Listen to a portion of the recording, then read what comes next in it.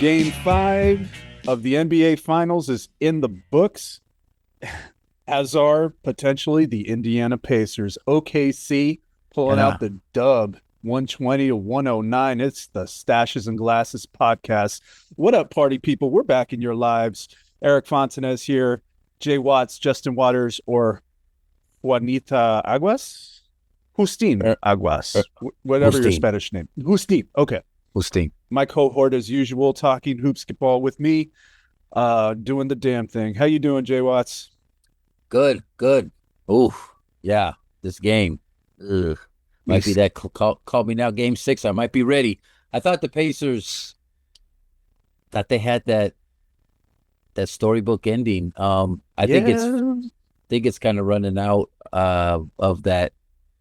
Like, it's coming to the end. They're hitting the wall a little bit. This game seemed like they kind of hit the wall. The juice is starting to dry up on the Cinderella run for the Indiana Pacers. Yeah. And as we both know, I'm not too mad at that.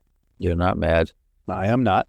I am also not happy because, I'm bipolar, I guess. No, your poor team doesn't have a coach either, so that's a little... That would grind my gears too, you know. Dig the knife into the abdomen. Dig it in. That's why we're a little upset, you know. I get it. I'm with you. Okay, well, I'm with you. Regardless of how terrible and chaotic my Knicks look this offseason, Indiana having a marvelous run through the playoffs this year. Seems like they've hit a wall, and that wall is the Oklahoma City Thunder. Game 5 out in Oklahoma City. It looked competitive really early on. I'd say for about the first 10 points. Then OKC started running away with it with just intense defense. 7 turnovers in the first quarter for Indiana. Yeah. They just weren't able to take care of the ball with OKC swarming like they did, no? No. OKC's defense was flying. That's like that, you know, Macho Man after he came out from the back room, his green room, so to speak. That's how they were. I mean, they were swinging around like, oh yeah, and it showed. I mean, to speed up the Pacers is not easy, and they had them in a funk early, and then again, they seem to find the way to get back in this game. We'll talk, talk more about that later. Jeez. No, we could talk about it right now. In fact, Indiana is that annoying little brother who you can't just like shake off. It's the one that your mom tells you, hey, if you want to go out with your friends, you're going to take your little brother along. And they're just like sticking around and riding the coattails. That's kind of been Indy this entire time. Yeah, they're Van Gundy at the ankles. They ain't going nowhere. But no, and even to the end, I give them a ton of credit, regardless if they lose the series or not, but their ability to literally stick to it and keep going, that's a testament to them. Like, they all deserve the most props for that, for not being able to finish it. But I see that the bench is more impactful than some of the guys starting, and that's a problem if you're trying to win. I like that they're deep, and we've talked about how deep they are, and I like that they can go those 8 to 10 dudes. But your starting five's you're in the finals now, and these other two, the other side starting five, at least they're 2 big guys for the most part, are putting up big numbers, and that's hard to match if you have Siakam's doing his job, I feel like, but with Halliburton not being aggressive today, possibly hurt. It's just not looking great. Yeah, and like, I don't want to make excuses for Indiana in terms of Halliburton having a lower right leg tightness issue. That's what the broadcast called it anyway, but it was clear that he wasn't playing to the full Halliburton effort that he usually does. And it was obvious. He was 0-6 from the field.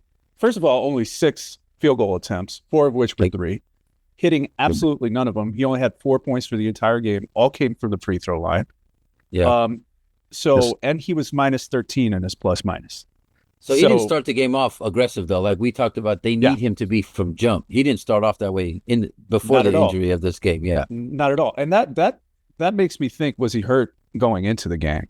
Like, was there something? Was there something bugging him ahead of time, and they just didn't make any publication about it or any publicity about it? Yeah. You and I both know that kind of shit happens in leagues all the time where guys are hurt and they're really not talking about it. The team may know, but they're not talking about it. Yeah. And, unfortunately, some of the time it's used as kind of an excuse to, dismiss bad performances. Halliburton's performance today was bad. It was awful. Yeah. I'm not saying it was because of the injury, but I will say that he looked different, especially after he was wincing from getting hurt initially in the game. And it just didn't seem like he was there at all. Like he was MIA this entire game. Yeah. But yeah, they need him to be 100%, 110% to be a competitor in these finals. And if he's not going to be there, then, OKC's going to run away with it like they did today. Yeah, and he's got nobody, though, on that front five except maybe Siakam. Nobody else is picking up that slack. Nobody. I mean, Pascal even if he has Siakam, a bad game. Pascal Siakam is a godsend for them. He is now Pedro Pascal Siakam. Pedro. The best thing happening to them. And he is basically in everything. That's why he's Pedro Pascal Siakam. Not because of his acting chops, because I don't know if Siakam could act. I don't know. He does give me this is the captain now. I am the captain now. But they do, but that's the thing is, like, even if, like you're saying, like, let's say he doesn't start off the game in that aggressive, there's nobody else that's picking up that slack anyways. Yeah, Siakam had 28 points. Yeah. 9 of 15 from the field, 3 of 6 from 3, 7 and 8 from the line. Steady. 6 ribbies, 5 dimes, 3 steals, 2 blocks. He was basically all over the place today. He was in everything. That's why he's Pedro Pascal Siakam. And who was the next highest scorer on there? Was it TJ? The next highest scorer was, you called it right, TJ McConnell. What did he finish, 17? 18. And then who's under him? After him, it's Aaron Nesmith with 14. So we were exchanging texts during the game, and you said, why aren't they putting in McConnell right now? And I was right there with you. I was like, this guy's a difference maker in this game right now for Indiana, and he's riding the pine. Dude. Like he made a bad play all season, and he got benched. Yeah. And I'm trying to think where Rick Carlisle is thinking there. I don't understand that strategy. Yeah. If you have somebody who's a difference maker riding the bench for the majority of the quarter, I think they didn't put him in until 3:20 left in the fourth. And he's the one who, the third quarter, it was almost not him alone, but he did a lot of the heavy lifting and got him back in the game. Absolutely. According to the broadcast, he was involved in 18 points that quarter. Whether that be scoring or assisting on, he was involved in 18 points. His plus minus off the bench, his plus minus was +4. 4 ribbies, 4 assists, 2 steals, 8 of 14 from the field, 1 of 2 from 3. And then in the third quarter, I think he set his quarter high or career quarter high or something. I think I heard them say in the third quarter for TJ. Potentially, I don't have the stat in front of me. The most that he scored in a quarter, but the energy was, I don't know. When you have, obviously, like we've said, he brings it every game. He wears it on his sleeve. But then when he's hitting buckets and he goes on one of these little rolls, this is the time where you're like, oh, fuck, TJ's on. Ride this dude, and this is one of those moments where you double down and you ride on. Pause. You double down and put it all on. Put all the chips on TJ. All the chips, right? Because you're like, dude, the guy got you back in the third quarter. So when the fourth quarter comes and he's not getting in the game, Halliburton is either, I felt like he's kind of like the senior citizen off in the corner who's got like bad vision, and he's kind of like, hey, make sure Clef gets back. He's always tailing off again. That was Halliburton, and it was like, maybe you don't sub Halliburton out. Maybe you don't sub him out, but you find a way to get TJ back in the game. TJ and Obi Toppin are playing as if they're starters in the Yes. finals. Yes. They're over here bringing it every game. They're consistent. Their bench is what is just, to me, that's like their glue, their glue guy. They're just over here holding shit up. No, you're absolutely right. Toppin had 12 this game, 5-11 from the field, 1 of 5 from 3. Not great from behind the arc, but 22 minutes worth of quality, I think, from him. Yeah. But minus 16 because the rest of the team tracked him down. Yeah. But we're talking a lot about the Pacers right now, when really our focus, admittedly, should be on OKC. Jalen Williams, man. Wow. He went First for two games. 40 piece. Yeah. Then he had 36 last game and 30. Like he slowly, his every game, it was like 17 game 1, 19 game 2. And then he boosted up to 26 or 7 or some. I mean, he's progressively. And it's his first finals. He's young as shit. Like, let him go around the roller coaster a couple of times and be like, all right, I think I got it now. And he's kind of taken off. And Jalen Williams, 17 in game 1, 19 in game 2, 26 in game 3, 27 in game 4, 40 in game 5. Is he going to drop a 50 piece in the closeout game or what? That would be wow. If he goes off, if he does that, wow, and takes the MVP from Shea, which I don't know. I don't think maybe a closeout game dropping 50 and then 40 in game 5, which is obviously a huge game. Yeah, I mean, don't get me wrong. Shea has been balling up in this series too. Let's not forget that he had 31 tonight on 9 of 21 from the field. Let's see. Let's look at his total. Oh, no. Shea is still the MVP. 38, 34, 24, 35, and 31. His low was it's 24. Yeah, he's for sure. He's balling out of his mind. That's what I noticed. Game 4 too was. It's crazy. I'm watching it and I'm thinking like, wow, Pacers went on that nice little run. I was like, you know what? The way that they're playing so free, every person on that team, his antennas are like, they're up, they're ready to go. Because they're like, I could get the ball at any time. I could score. This ball is always cooking. And then during that same run, OKC's was trying a lot of 2-man, a lot of 1-on-1, just pick and roll. And you see them kind of get stagnant. Then fast forward to the fourth quarter, there's 5 minutes left. They're right in head-to-head now, so everything is caught up. And then it kind of switched.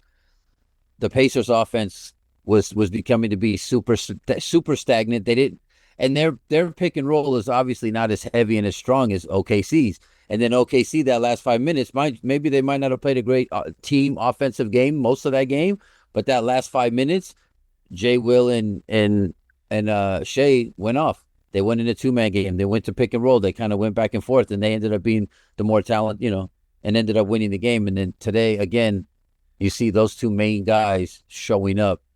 I think that's the biggest, overall difference of kind of this whole thing. And also, off the bench today, OKC had Wiggins and I forgot his other name. Caruso, Wallace. Those 2 combined for 20-something points again. Yep. Yeah. To reemphasize, the defense was something to marvel at. Cason Wallace played 17 minutes and had 4 steals, 11 points. Alex Caruso, your boy Elmer Fudd, had 4 steals. Laker lifer, buddy. That dude is his lore. They pulled this off out there. I heard somebody talk about it, and they're right. This guy's gonna be the guy who could live in Oklahoma the rest of his life and never pay for shit. 100%. 100%. His hustle and all that, it's just that, man, what a pickup. God damn it. Should have never let him go either. You know who's also a great pickup is Isaiah Hartenstein. I mean, hated to see him leave the Knicks. But I understood they weren't going to pay him the value that he was looking for. OKC was more than willing to do that. And what do you know? He's in the finals, being the starting center of what could be the winning team. And he's doing the damn thing. His picks. Yes, solid pick and roll guy. Solid pick and roll. Every time creates separation. And he's classic big man on the pick and roll, right? Yeah. he's Yeah. not fanning out towards the arc or anything. He's No. always going to a position. Free throwing down. Free sure. throwing down, just like you tell Yeah. the kids when you're coaching them, free throwing down. Yeah. But you know who's not really impressing me on Oklahoma City? Oh. Chet Holmgren. Yeah, Chet. And it's funny, like, you're right, because even Doris mentioned, he's had 2 double-doubles, and he might have had another one today, but they're not like, I'm with you, because it doesn't feel like that impactful double-double. It feels like, yeah, but overall game, you don't feel the impact is what we expect out of him. Because I'm with you. If his impact was a little bit beefed up, if this, if it was a little bit more, a little bit beefed up. He was sandwiched, man. Yeah, he's getting shoved around out there like it's a windy day. Dude, did you see him blow a wide open layup? Like I did. He got to the basket, tried to finger roll it up off like just through the rim, and it just kissed the rim and fell forward again. And I'm like, dude, you're 7 feet tall with a wide open layup. Do not make us give you the Gobert rule where don't go in there. Don't go there, buddy. I mean, like, we were thinking about things that he could do if he wasn't 7 feet tall. What did I send you? Gosh, I forget the name of the guy. Oh, wacky waving inflatable arm flailing tube man. That's what he could do if he wasn't 7 feet tall. Well, he could. He could. This thing. Yeah. That's it. Yeah. I like the name for it. Yeah, that's what he could do. He could also perhaps be a scarecrow and just stand in cornfields all day and protect crops from crows. We could. And what was it that before we started recording, what was it you said he could potentially do? I think he could be like a giraffe at a kid party, just paint him and kind of let him stand like this and kind of to the kids, Yeah, maybe they could go up to him and with carrots and like feed him and see if he'll just that'll be great. Yeah, give a little giraffe shake. I don't know, man. He needs, like, I don't know, the muscle milk, something we got to put in there to get, maybe he put those football pads under his shorts or something, just so he could have, like, he can absorb. Because you're noticing there was a time he ran through the key and I just see him flying across the key like he's at a wedding, and he was the guy who's like, watch out, guys, I got this. And just runs over and slides on he kind of looked like he was flying across, and I was like, damn, dude, Chet's lightweight out here. They are. I mean, it's the finals too, so it's going to get more physical, and it's obvious, like, that part is obvious, yeah. And I want him to knock down that wide open three a little bit more. I'm being selfish. And that's the other thing. Like, he, obviously he's thin and he's going to get pushed around down low a little bit more than maybe other big men. So, okay, you try to diversify your offensive game by having a 3-point shot. And he's been working everything, it seems like. And it's like, what's going to be your value beyond getting rebounds? And to go back up to the double-double point that Doris Burke was trying to make, I'm in agreement with Charles Barkley, where that is the dumbest stat that we keep. You are no, it is. Doubles in both things is not bad. That's a bad stat. That's a stupid stat to track. What if you're 7 feet tall? If you're 7 feet tall, if you're 7 feet tall, you should be getting at least 10 boards a game. Like, that's so idiotic to me. Why are we beefing this statistic up to be anything? I mean, remember, dude, like when we were hooping, like, did anybody say double-double? No, the only thing we tracked was a triple-double. Or if you had a double-double, if you're a guard, you had 10 assists, that's a big deal. It is a big matter of fact. It's a big deal because assists are more difficult to get than rebounds. Yeah. Like, you're setting up a play to get on offense. Like, that's if I got a center or a big kid who's not very mobile, and he's down there grabbing up rebounds, he better be grabbing rebounds. That's what I'm saying. Yes, but then, I don't know, man. I think that there's am I being too critical? Yeah, the rebounds count.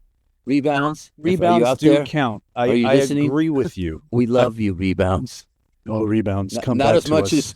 Not as much as some players. Angel what are you Reese. saying? Angel Reese. She loves rebounds too. But I'm saying That's right. She loves her own rebounds. She or does. me-bounds, as you like to call them. Yeah, that's it. Remember back in the day, you're like, yeah, stat padding. See, there you go. Yeah. We just proved your point. They do use it. We used to, you know, we had guys who sucked and they missed 9 layups and they get the rebounds. Pat Statter. Real quick sidebar then. Yes. Angel Reese. Yes. I was trying to say, hey, maybe the criticisms of her are a little off. You know, like she can't be like trying to get her own rebounds. Well, she's polarizing in terms of personality. Like I get that. You're talking about the basketball game itself. Yeah, I'm talking about game itself. Like what kind of game are you bringing to the court? Yeah. And as a low post player, shooting 35% from the field and leading the league in rebounds, like that screams me bound. I mean. Is there a correlation? Obviously, if yes, Watson, Watson. Yeah. I mean, there's got to be some sort of correlation. Obviously, I think I cracked the case. I think you did. You're a dark-winged duck out here. I am the greatest detective in the world. That dude's dope. But I don't know her. It's like a touch thing. It's like I feel like some people just touching the ball after you purposely break it. No, like there's a spectrum of it, you know, and it's like some people have way more touch than other people, but then there's other people who are better athletes, right? And I don't know. Sometimes the touch, the natural like basketball feel down there, it feels like when you're playing against like a football guy, and you know the way the football dudes play defense and kind of how they move under the key. It's like a lot of boxy, like rigid motion movements and shit. Like a lot of the stuff is not smooth and like, you know what I mean? And I feel like her game is a little bit more of that and doesn't have that like natural touch, and maybe didn't do enough micing drills. I don't know, but she didn't. She is great at rebounding. She does have a knack to board. I've seen like she sniffs it. She'll go get the rebound. But yeah, there are times where it's like maybe you had 9 rebounds, 10 rebounds, and you have 16 on your thing because 5 of those were missed jumpers that were like layups that were yours. If you miss a jump shot to get your own rebound, I'm cool. But listen, 35% is not great. I would not be as critical if she was shooting at least 40%, but 35 is awful. And the WNBA average floats around 44% total. Wow. So she's a good 9% under that. Are you fucking kidding me? Yeah. Like so like when I see clips of her getting made fun of online, I'm like, maybe that's not warranted. So I try to do my own research on it and see what the statistics are. And it's like, Jesus Christ, she's shooting awfully from the field. No wonder she's getting so many boards. And, you know, and I'm apart from like the typical strong plays where she's boxing out and really, really getting a defensive board and running it the other way. Fine. I'm all good with that. I'm great with that. That's ball. But when you're shooting that shitty from the field, you're giving yourself more of an opportunity to get your own offensive board. I still need to do more research to find out how many of those were offensive boards off of her misses versus regular misses. But it just seems that kind of stat padding is happening and we're just ignoring it. Or we're just making fun of her and not talking about the core issue here. She's going to get extra piled on just off of her being polarizing and whatnot. So that's the other thing. Like, and that's the problem with, you know, media and social media and things like that. Like a lot of the focus is on the personality. Yeah, how do you be objective? You know. Yeah, there is no objectivity when it comes to this stuff. Everybody's just like, yeah, well, fuck her because I don't like her or whatever. Yeah. You know, they're not looking at like the real issues here. And I get it. She's the kind of personality that's in your face. She talks shit. She gets chippy with her a lot. Like I saw her get some regular ass foul the other day and then turn to the girl and try to like get in her face about it. And it's just like, let's calm down, dude. Like that was a regular foul. There has been far worse in the WNBA than what you're trying to bitch about right now. Oh, for sure. And so it's like, I get that a lot of that is the emphasis, but like, I appreciate good basketball, and what she is doing offensively is not good basketball, period. Yeah. Something to work on in the summer. Well, no, I guess for her in the fall. They play in the summer. Yeah, they play in the summer. I just, and she shot better from the field last season too. It was like 38%. Yeah. Still sub 40, which is not great, but Yeah. she's doing worse in her second year, which is like less a sophomore slump and just more so a tale of what a bad shooter she is. Yeah. They'll leave her for all the other stuff. It's like, just don't call offensive play for her.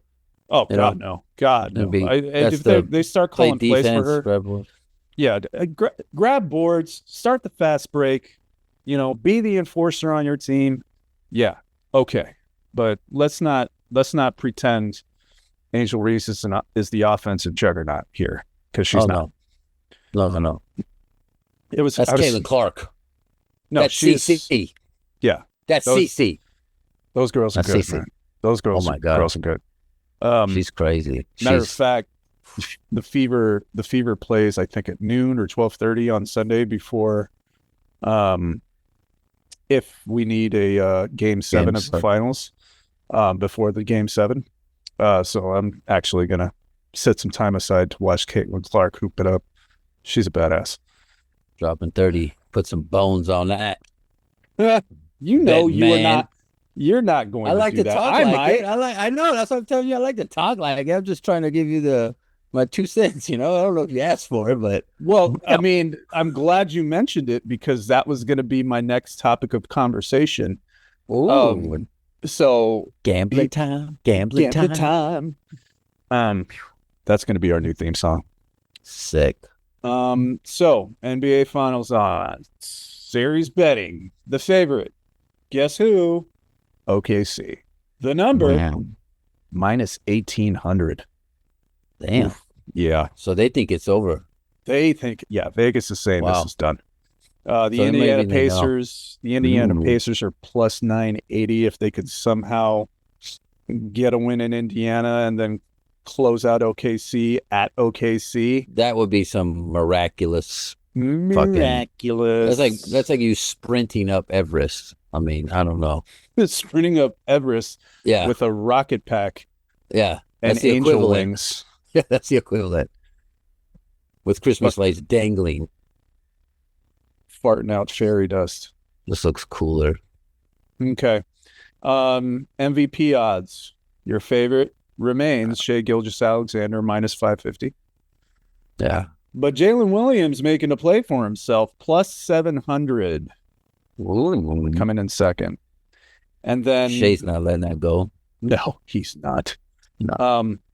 Let's see. Pedro Pascal Siakam, plus 1,300. Tyrese Halliburton, plus 3,300. So basically, Vegas is saying that they must know he's hurt. Then maybe their insiders must know more. Also, Pascal has been just playing consistently well for Indiana, without question. Here's a fun one. Chet Holmgren, plus 36,000. Wow. Yeah. Well, you can't do it in 2 games, possibly 1 game, unless he scores 100 points. They still wouldn't give it to him. Oh, of course not. No. Also, your boy Elmer Fudd, plus 36,000. Alex Caruso for Finals MVP. But you know what it is? Plus guarantee money. That guy's gonna be dipped in gold somewhere in fucking OKC. You could bet your bottom dollar. Okay. Bottom dollar. All of those dollars. Well, that dude's going to be a living legend. He's probably going to have a fucking statue next to one of those. Do they even have a statue in Oklahoma City? Like a war general or something? I don't know. I've never been to Oklahoma City. I've never had a reason to visit Oklahoma. I mean, me either. So crazy that a basketball team went there and left the basketball city. Yeah. Who hasn't got us back? And that's like one of the. But then now you hear David Stern's talking about, well, I don't know for sure if it's just going to be in a year or 2. It could be more. And then if that's the case, it could be going Vegas or obviously Seattle. I'd rather see probably Seattle get one first. For like 100%. I'd rather see Seattle get one first. By the way, David Stern is dead. I mean, my bad. Adam Silver. Yeah, but what do we call him? He's the ball. He's like isn't he like a Marvel character? Professor X? Like there's somebody was making fun of him, calling him a Marvel character. Maybe that was him, Professor X. Maybe it was Professor X, but Professor X is in a wheelchair. Yeah, so it can't be him because Silver Sea walking all over the league, baby. I actually made a comment during the game that Adam Silver looks like Mr. Freeze would look if he didn't have like the frozen illness that keeps him in the frozen suit. But but he was black. Adam Mr. Silver Freeze? Mr. Freeze wasn't black. Adam Silver is the whitest guy in the world. What was the last one when he was freezing shit and he was sliding all over the animated version?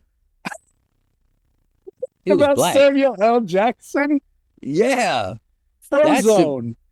Frozone. That dude. That's who we're talking about. Where is my super suit? Yeah, see? That's who I'm thinking of when I first said that. So I was thinking like, well, David, I mean, no, Silver's white. I was talking about the Batman villain, dude. Oh, yeah, see? Mr. Freeze. Tell me you know who I'm talking about. Arnold? Yes. Yes, it goes, you've been erased. This is the chilling sound of your doom. You kill it. That was perfect. The chilling sound. That's funny. Everybody, chill. Get to the chopper. Get down. Yeah. I love when they do this one good thing about the internet is when they have him singing songs. Shit's funny. Yeah. Actually, I follow that same guy. He's he does a lot of covers for a bunch of different stuff, and crazy. It's great to watch. I'll have to look him up to give him a shout out at some point, but I don't have it in front of me. How did we get into Arnold Schwarzenegger? We're talking about Adam Silver, but I have one question for Adam. I thought trades can't happen until after the finals. Isn't this the first time we've had trades before the finals are over? Oh, you're talking about Desmond Bane. Yeah. Bane, another Batman villain. But anyway. Yes. But yeah, Desmond Bane got traded to Orlando for some no names and some picks. KCP. Yeah, Cole like I said. Anthony. Like I said. KCP these guys. I'm kidding. I'm just trying to troll you. Dude. Listen, Orlando paid a lot. They gave up a lot, but I think that's a perfect move for them. And I mean, they paid a lot for. It's like a pair of shoes that you paid extra 120 for. You know what I mean? Then you saw them at Ross a month later for half the price. But I think he fits perfect with Orlando. They have Paolo and Franz Wagner, and they're both on the outside and on the perimeter. They're great. This guy's going to stretch it out, give them space. The offense is going to be, I think it was a powerful, and, they got to go. I think a lot of these Eastern Conference teams are just going to go all in. Boston's not in it next year. Mm-hmm. Obviously, Tatum's gone. They got to make moves. They're not have a clear pathway to a championship again. I think they're going to make a move with Holiday. But I mean, enough where it's going to compensate not having Jason Tatum to still have you in the top 3 slots in the East. I'm not sure. I think they've kind of punted for next season. Like they're gonna try to make some moves to make themselves competitive. But in terms of like championship runs, I think they're punting on next season. So it's kind of like the East is almost the Wild West in that sense, where not everybody's counting on the Bucks. The Wild East. Oh. But then, I mean, look, the Cavs they've shown that they got some heavy leaks, right? Everybody looks a little bit lesser in the East. So if I'm Magic, and I don't think they're finished, but do you think the Grizzlies are blowing it up? You think Ja's next? Jaren Jackson's next? I wouldn't doubt it. I wouldn't doubt it. I think Memphis had just a fucking dumpster fire of a club last season. I think Bane was the first domino in terms of moves. If they move on Ja, it's going to be for somebody notable, or they're going to try. They got to get something. Well, yeah, I mean that's the obvious thing, right? Yeah. But I don't know if it's going to be like make trades now to win now, or make trades now for value towards building the future. Oh, like give me a bunch of picks first round instead of a notable guy. Yeah, like building up their roster over a 2-3 year span and then got it. kind of putting pieces together after that. Yeah. And I honestly feel like that's the move they should go with. Like they've already moved on Bane. They could trade away Ja for like a lot of value in terms of picks, in terms of money. Like they could basically just blow it up, really take some time to nurture and grow that team into something that, like you see with OKC. Sucks because they like Ja was their homegrown product, you know, it was right there. And then I think he definitely needs a new scene. Hopefully a new change would mature him a little bit, or a new situation would mature him a little bit. But that's to be seen. I mean, I don't know. I wish the best for that guy. It's crazy because a couple of years ago, you're like, this guy's on the precipice of taking this over. Who can stay in front of him? Nobody. His jumper was good, wasn't great. Now, if that becomes water, God, are you kidding me? Ja Morant's speed and athleticism, and his jumper is just. Yeah, well, but like, how many years has he been in the league, and the jumper is still what it is? It slowly got better, but no, it's not. It's not wet factory. You're right. You're right. It should be. Yeah, I mean, it's not. And I think we've seen the best of what Ja has to offer. If I'm being honest, his athleticism is crazy. Nobody can.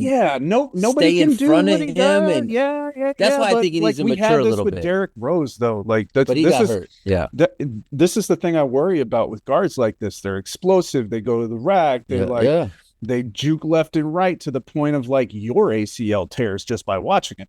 Yeah. And they end up hurting themselves, and they end up not being the same player coming back from those injuries. And it's just, I hate to see that kind of thing happen. So if Ja isn't working on his jumper enough to be better than a 33% clip, like he's limited in what else he can offer to a team in this league, which is fucked up because like he's obviously exciting to watch. Yeah. But you have to, like, this is a league where you have to develop every year until you reach your prime peak. Yeah. And then once you acquire all the skill sets that you can acquire, you then start tapering down and becoming more of a role guy. And like, it just seems like he's peaked a little early, and there's not much else that he can offer than being a dude with a few explosive plays and maybe some good stats, but on a bad team. Yeah, it's tough to watch. I'll make that happen. You'll take anything. Little tweak here. He's got to be in the right situation, though, for sure. But he would be still, even right now, he's not Bill Cartwright. You know, remember that form? Oh God, we see his jump shot. But we'll see. It's going to be. To see. There's another segment we could do. Last week you talked about top 10 optic guys. Yeah. We should have a top 10 broken form guys. Like, and the shots don't even necessarily need to go in. Just remembering the form that they had. Bill Cartwright is one. Bo Outlaw was another guy. Noah. Oh, Joakim Noah. Remember his free throws? Dude, he put it in like a spin. No, he would put it in like a figure four, like some sort of like head choke, wrestling choke with the ball at the free throw and go like this, spin to the basket. Like, bro, what the fuck is he doing? Like the planet, like the planet spinning around the sun. That's the way the ball rotated. And I don't know how to do that. Maybe his dad taught him. His dad was a French tennis player. Maybe he taught him how to shoot free throws. Dude, if he could shoot free throws with a racket better than he did, then I'd say, acquire a racket and apply it towards your trade, sir. Please. Joakim, monster rebounder, but terrible free throw shooter. I did some quick internet sleuthing for you. Nice. The trades during the NBA playoffs can occur between teams that have been eliminated from the playoffs. So that makes sense. Okay. As of right now, OKC and Indiana can't make trades, but every other team can. I guess they just don't normally do it this early. I guess a lot of teams wait for the draft, or it's not typical. Yeah, they wait for the draft. They wait for everything to calm down. It usually gets closer to free agent season, which I believe is July 1st. Yeah. So, and they start making these moves in preparation for free agency so that they could acquire some value in order to sign somebody. So be spicy. Looking forward to movement.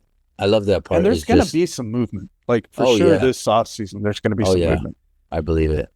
I'm still questioning whether Giannis is going to stay in Milwaukee. I mean, nothing's for sure. I mean, look at you. Things are leaning towards that. Hey, stop it. Right? There's still hope. There's still hope. I'm still hoping. It's like a little piece of thread. You're like, I got it. I still got it. It's holding us up. It's holding us up. There's still a chance that Giannis could come to the Knicks. There's a chance. We're like 1 in a billion, Lloyd. So you're telling me there's a chance. I read you. Yeah, I read you. Loud and clear. And then when he doesn't come to the Knicks, what was all that 1 in a million talk? Yeah. You're so angry. That would be a funny video. You know what? I can't even be angry anymore. I can't. That's funny. Because shit is too funny now. Because we don't have a coach. We fired our coach without having a backup plan. And now we're the laughing stock of the NBA. You guys were at the bar, you saw a couple hot chicks, and you were like, you know what? I got one for sure. Hey, it's over. And then, so what's up? Me and you? You and I? What's up? And then I don't think so. Left the club by herself. Yep. Now you're like, God damn it. Who's my old trusty? Who am I going to go to? Now you're going home to wank one out yourself. Man. Thinking about the mistakes that you made along the way in the evening. And Mike Malone's right there. He's right there. Dude. I haven't seen Mike Malone's name brought up once. Which is crazy because he's available. He is. But he's a single chick. Nobody wants to date Mike. Yeah, Mike must be an asshole. Nobody wants to date him. I guess so, because Mike Brown is getting more headlines than which is crazy. This is crazy. Dude, that's crazy. I just don't understand. I don't understand. Well, I hope you find you a little Philly. Yeah. Little Philly break your heart? Yeah, Dolan. You know what else won't surprise me? If somehow they ask for permission to talk to Doc Rivers. Oh, have you seen the meme for that? They have those memes now. There was like, they have Coach Carter one where it's like, oh yes, he's opened up for the coaching candidate. Well, I made one the other day. Did you see it? Yeah. See, so there you go. You're on top of it. The Knicks tried to talk to Eddie about returning as Knicks head coach, but we're denied. Come on, Whoopi. Give him a chance. Anybody. We'll take Kate Hudson out of the crowd right now. Dude. Give the clipboard to Timothy Chalamet. No. Give it to Ben Stiller. There you go. That's a guy who's like, all right, guys. Like, they could make a whole Ben Stiller movie out of that, and it would be great. Like, you know, they're doing the Netflix doc right now. Who is? For season 2, Netflix of what is their series called? They did it last year of the playoffs. LeBron was there, and it's a Netflix series, Starting 5, I think. Oh, but yes. They're doing season 2, and they have the Pacers and OKC, so we'll get to see the whole finals, right? Like all the background, all the back scenes and stuff coming up in a couple months when that comes out, which would be kind of cool. Okay. First one was pretty dope. My problem with those documentaries is that a lot of them are very much dictated by the subject they're focusing on. So it becomes less of an independent document. Like acting when you're not supposed to be acting. Well, no, not necessarily acting. But it's like you have this documentary crew following you around, and they put together a package of, this is the show that we're going to do. And then the subject themselves, let's just say, take Jason Tatum, for example, since they followed him around last season. Tatum looks at the package and says, nope, we're not going to do that. We're going to do this. We're going to change that. We're going to, they very much are involved in how the story is told. And it basically becomes a PR push solely and obviously. Whereas, something like The Last Dance, mind you, that was very Jordan-centric, but it involved a lot of players. Yeah, And yeah. after it came out, a lot of players were like, man, fuck that. Like, that's the kind of shit that I like to see, because that really tells me that there was a lot of information in that documentary that never intended to see the light of day, according to some people, but it did. And now you have some insight as to how it really was for these guys. That's what I like. Like, I don't care. I don't care about, Jason Tatum's kid's birthday. Like, I don't care. Well, yeah, of course that's going to be part of the, yeah, but you don't apply, like, you're looking at all the other footage, because I could care less what the narrator or the person painting the story.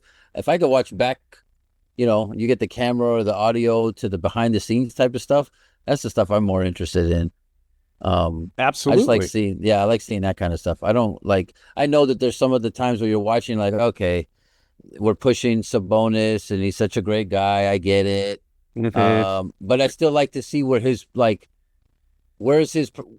of player is he? Like, how does he approach and take in all these different things, and how does he, his play style in the end? Do I like it? Do I like his off the court? That's the kind of thing more I think because I think not most people everybody like in that. the NBA. Yeah, I mean, not everybody in the NBA is like, oh my God, like, really surprises you, or like, it's like that group of guys where you're like, hey, let me see if this dude is like a raging asshole behind the scenes, or is he like a nice guy, I don't want to be liking this dude because I like his game, but then he ends up being just a total prick and smacking Doris who works, When the documentary shows that they're truly a piece of shit, that's quality television viewing right there. You're like, oh, this bitch starts tearing shit down. I mean, but a lot of these dudes vlog too. Yeah. Well, yeah, that's the other thing. They all vlog. They all have podcasts. Like, there are a million podcasts. This one included. Yeah. Yeah. So there's a lot. So you get a lot more insight nowadays than, say, 30 years ago, when all there really was ESPN documentaries and things, or something on VHS or DVD. What was the one? What? I'm trying to think what are those shows that ESPN used to do though? 30 for 30. Was it the 30 for 30? But those are different. I thought it was also, some of those were pretty nice. It was a good one? Bill Russell. And I'm a Laker diehard fan, and I love that guy. Oh, you are? I didn't know. Are you? Yeah. For real? You didn't know? Do you know me? Wow. Dude. You don't know me. I don't. Dude, bro. Dune 2. Dune 2. What's going on? Dude. Yeah. I feel like Dune 2 right now. You don't remember dude. that. What were you going to ask me right now? I'm sick of this nonsense, this Laker slander. Purple and gold. We got a Pantone 1, 2, 3. I already have a shirt coming out. It's Purple Pantone 1, 2, 3 is the official gold. Yellow. The shirt's coming out soon. Pantone 1, 2, 3 C. Thank you. It's yellow. That's what happens when you're dealing with other franchises. Oh, sorry. My gosh. Proceed. All right. If you were able to pick a subject to follow for a documentary, who would it be? NBA or otherwise? Like a person? Yeah. Somebody of interest to you. Who would it be? Who would I want to follow? That sounds creepy. Yeah, I mean, like, would really want to get to know. Mm-hmm. When I was younger, I probably had like a million people I could have told you, and now I feel like, like such a grouch. Everybody seems so blah. They all suck. Somebody I would like to get to know. I mean, that's a good question. Okay, who's yours? Damn it! Meditate on it. Yeah, who's yours? Mine is, and this is basketball or otherwise, dead or alive. Oh, okay. Now you're opening up the floodgates wall. I'm opening it up a little bit. I would like to document the life of Freddie Mercury. Oh. Now, I know we already got the biopic, movie, which was very good, by the way. Not everybody liked it, but I really enjoyed it. But I feel like if I had the opportunity to go and document and talk to and interview Freddie Mercury regularly and through his everyday life, like, you'd really get to know what kind of chaos there was. I got a good one now. They sparked it. Go, hit me. I would do Pistol P for the same reason. Is like to get inside his brain. I heard that this dude would do reps over and over and over in his fucking head. So like he'd physically do reps. You know, obviously he had the videos of Red R back. The dude was doing craziest shit you could think about. But he would actually do those same things when he wasn't playing basketball sometimes in his mind. He would like do reps and do repetitions. You know, like to me that was always like something's wrong. There's some sort of maybe he's on like the spectrum, but it's on like the high end spectrum where this is just like how that's why I kind of would want to dive in, is because he was on a different level. Obviously his game was ahead of its time, but I kind of feel like himself, his soul, whatever, just feel like he was kind of one of those dudes where you're like, I got to know more about him. You're fascinated with his skill level, but then I know that there was more going on behind that it always questioned. It was always like, did he really do that? I would love to ask. I would like to ask like the experience with his dad. Did he play basketball out of fear, or did he had to because of his father, or was it really, did he have that love for it the whole time? Did it ever waver? How did he deal with it?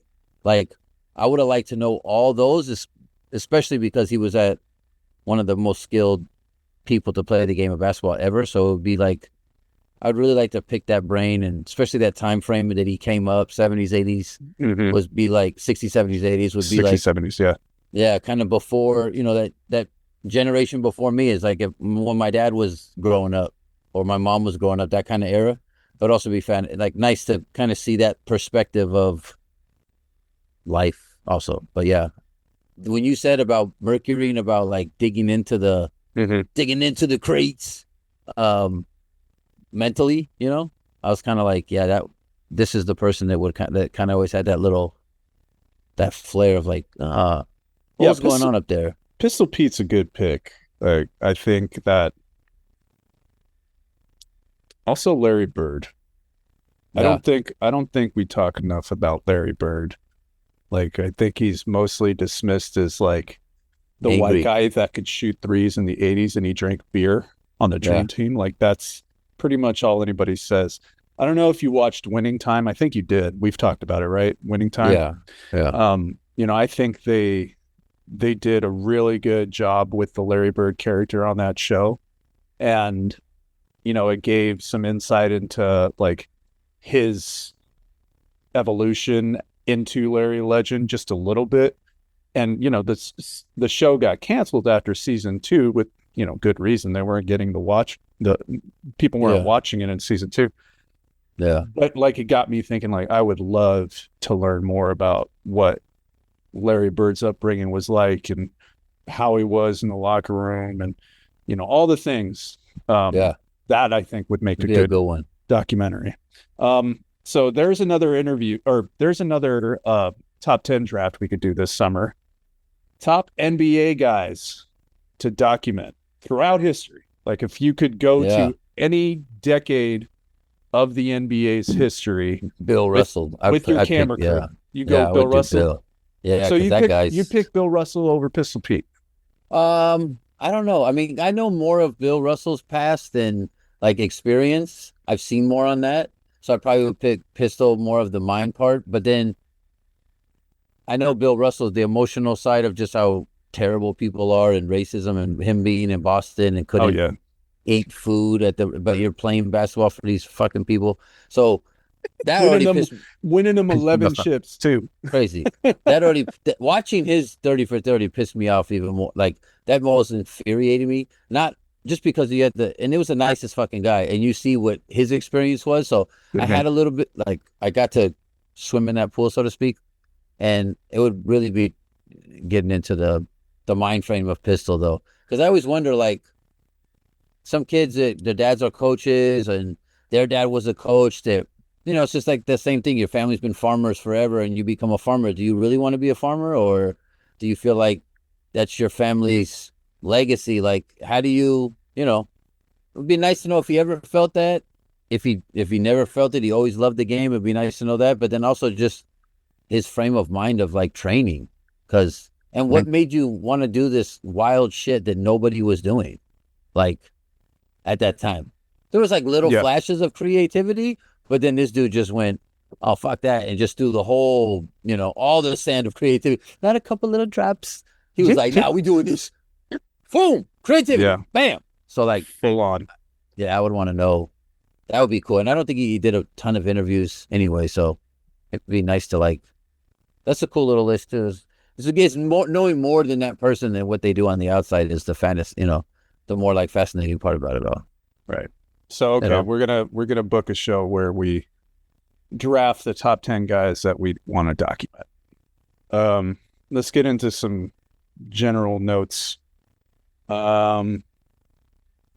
Actually, related to the OKC Indy finals.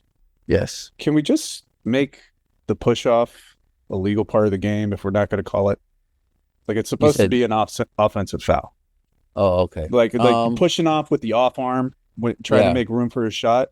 SGA does it 50 times a game and never gets called because he's SGA. I saw Nemhard do it today, but he did the little, he does his little bump and hustle, bump and run. Like, mind you, he plays the game physical. I like how he plays. I like the way he goes to the basket.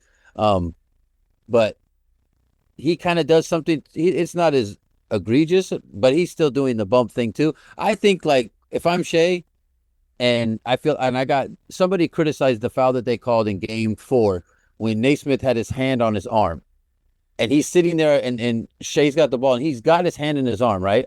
And Shea comes up like this. They called the foul, and I heard people online were complaining about it. But I'm like, if you were playing offense and some dude's grabbing your arm, and we're in the 4th quarter with 5 minutes left, and this dude's got the balls to just put his hand all on my, like, not just touch it and come back. Like, my guy was holding on.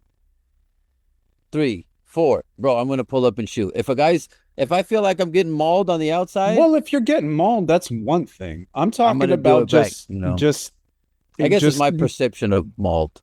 It's like his must be, he's got to feel a couple times. What I'm talking about here, though, is just making a drive towards the basket, and it could be a guy playing like good defense. Hold on, let me make this point. There could be a guy playing great defense on you, and he just uses his off arm to make distance between you and him. Like, you could be playing great defense, but he's allowed to push off and create space for a shot.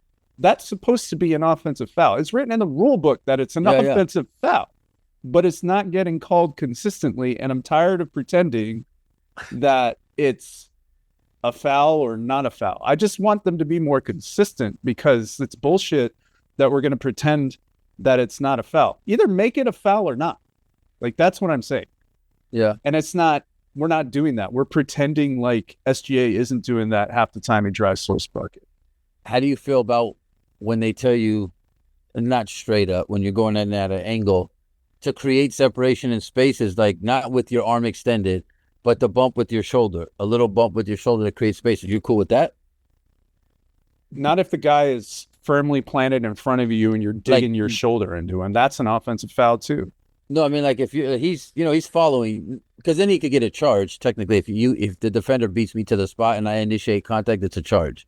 But if he's still moving and he's moving along the side with me, and I, like Luka does a step back a lot where he plants his right foot, puts a little bit of that shoulder, makes connection, connects to get a little separation. I agree too with you though that, like, I'm not cool with this where he's like Excalibur and he's just, I don't think that, or the direct, push off right off into you like this. I don't agree with that either. They should be calling that when it's just like anything else. When you extend or flare out your arms or whatever, they got to call that. But it has been a little, what's a call, what's not in these finals. That's the whole Greg Foster game 4. Scott Foster. Scott. My wife asked today if Scott Foster was reffing this game, because crazy, huh? There's a bunch of questionable calls, and she's like, "Is Scott Foster there?" But yeah, I don't like the inconsistencies across the league, but like, this is one of the more egregious things that I think needs to change, and I'm just tired of pretending it's not a foul or pretending it is a foul. I just make up your fucking mind. I'm done with it. Also, do we really need these between quarter interviews? No. Why we don't. Fuck are you interviewing a player during the game? in the Super Bowl, you're going to go in between the first quarter and the second quarter and go ask, hey, Tom, how do you feel out there? How's your arm? How's your shoulder? Bitch, the fuck out of here. I got a game. Why are we talking right now? I don't like that at all. I think that's when, like ESPN, if that's their decision, that's like one of those, like, what are we doing? That's absolutely their decision. It's part of the contract with the rights. Like they have, these players and coaches have to break away from a very important game. Yeah. Sign off on, the whole revenue sharing bullshit. It's mandatory. No, it's not revenue sharing. It is, hey, since we're going to be a broadcast partner, you are obligated between quarters to come doing these useless fucking interviews. No, they're not getting paid for it. They're getting, it's part of the contract to where they're obligated to do these interviews between quarters to take away the focus from the game. And it's like, what value are these interviews bringing? That if you're not going to get a real answer either from the players, they're not. And like, you know, it ended up being a big goofy thing for him to do, but Popovich used to get pissed off, because like they would pull him aside and say, hey, what do you think about that second quarter? And it's like, I don't give a fuck about the second quarter right now with you. I want to go talk to my team so I could readjust and do what we need in order to win this game. Like, why the fuck are you talking to me? And I remember Craig Sager at one point said, it's in the contract. Like, fucking the players and coaches. Craig, the man. He was the man. But I'm just saying, Craig. Like, these interviews are getting in the way of these players competing in the most effective way possible. And I'm just so fucking tired of it. I think they're ridiculous. Also, how many times did you play solitaire on your phone while this game was going on today? Oh, my God. 0. Oh, my gosh. I saw the greatest thread of my life. As somebody tweets that, obviously, went viral. Stephen A. Spit. Freudian. He says, oh, what? I can't play solitaire during timeouts of the game? And it wasn't even a timeout. No. But this is the funny part. That was the first response. And then I was like, oh, 20, 30 minutes later, I see somebody else respond back with another picture or video that shows him on solitaire, and then it pans up, and then you see the players moving. Oh, my God. I was like, well, you tried to lie, and then somebody was like this. I guarantee you they had it just waiting, loaded in the chamber. Go ahead, Steven. Go ahead, say it was a timeout. I dare you, brother. Yeah. Say it. I could multitask. Like, dude, that's incredible. Like the fact that he's the biggest earner at ESPN, is asked to cover this game and then isn't even watching the game. He's playing fucking solitaire on his 2013 Samsung Galaxy. Nokia Ericsson. He should have been. At least if he was hollering at a girl or something else, I'd have been like, "Hey, Steve's trying to set it up for late night." Yeah. My mind's playing solitaire.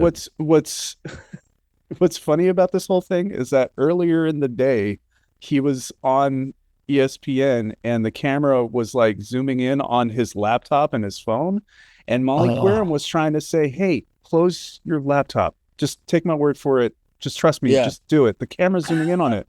He's like, "That ain't gonna happen. That ain't gonna happen." Well, guess what, man? You showed your ass. Same day. Wow, if karma didn't come back day of, like, house call. Wow. Good job, Steve. Wow. All right, man. That's pretty much all the NBA stuff we've done, or we need to talk about, I think, until next time. Man, how's the fam, man? Anything going on with the kids? No, we got little Grayson trying to get him on his Derek Phelps. I mean, explain that. Not Derek Phelps. Michael Phelps. Michael Phelps. Derek's cousin. Anywho, he's doing a little swimmy. Today was double sport training. We did swimming at 9, and then we had basketball at 4. So that was cool. We got tomorrow, we're swimming again. And then on Wednesday we got piano. We're trying to go crazy here. Just little things to break it up during the day, so he's just not at the crib on his tablet or playing Minecraft or whatever.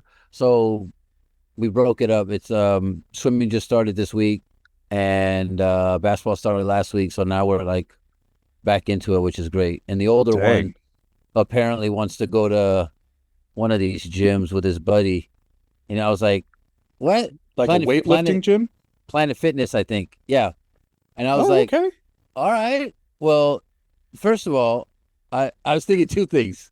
Either he's going to be just bullshitting to do a couple things and then bullshit his way with his buddy, or he's going to try to lift too many weights, and after 15 minutes, he's going to be dead tired. But I'm like, as long as you just work a couple muscles, pal. Get in there, fill the gym. Crank them and bang them. I don't want him coming back being a meathead, but that would be fucking funny. Yeah, you keep it up, and he's going to be 17 years old and yoked out and able to beat up his old man. Dude, I know. It's so funny. He'll walk in the kitchen. He's like, "What's up?" And I was like, "Hey, what's going on?" He's like, "What, out of my house? Stop!" He starts talking like he's a gangster. Half the time, I don't know what the hell's coming out because it's like at a low tone. And I was like, "With them noodle arms," I was like, "That's why I tell you, you got to go do some push-ups, and then you probably in a couple of years, you may take." Dude, he grew an inch and a half since February. Oh, damn. Yeah, we did He's the little. sprouting. Yeah, like he woke up and I was like, "Dude, let's do the little line." So my wife, she did it, Gio did it, and then sure enough, it was like an inch and a half since February. Wow. It's crazy, man. Goes so fast. Time goes fast. Try to enjoy the ride. Yeah. Slow that bitch down once in a while. Yes, it's impossible to slow it down, unfortunately. My Flintstone feet out the bottom, trying to just slow down. Slow this shit down. Yeah, it's going fast. Hitting the handbrake. Dude. I had another conversation with my teenager about getting his driver's license today. Oh, and he's like, I'm like, dude, you've failed the permit test 3 times. Like, what is the problem? You're an honor student in school. You took so many tests in high school and you aced so many of them. What is wrong with this one about driving? Like, what is the problem? And his response was, well, Dad, you put a lot of pressure on me. Well, you want him to be Jeff Gordon? No, I just want him to get his fucking driver's license. So what kind of pressure? A test score, son. Dude, I don't know what else to do. I'm like, listen, you get your driver's license, no more curfew. You get your driver's license, I got a car waiting for you. Oh, I'm trying to lay out all these incentives, but none of it's working. And finally, he's like, "No, I'm just gonna go get my permit when I turn 18, and then take the driver's test right away and get my driver's." So I'm just like, "So you're gonna get your permit, have 0 road experience, and then go get your driver's license." When's he turn 18? In just over a month. Oh wow! So okay, so he could wait a month and just.